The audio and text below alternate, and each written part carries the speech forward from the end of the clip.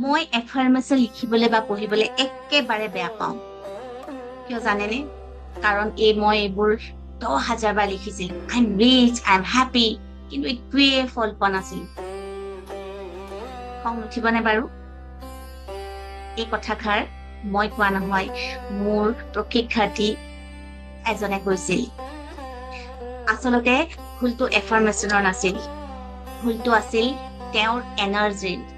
কাৰণ তেওঁ অৱচেতন মনত, ছাবকনচিয়াছ মনত ভয়, সন্দেহ সেইবোৰ সোমাই আছিল, ভাবিছিল যে এইবোৰ একোৱেই কাম নকৰে।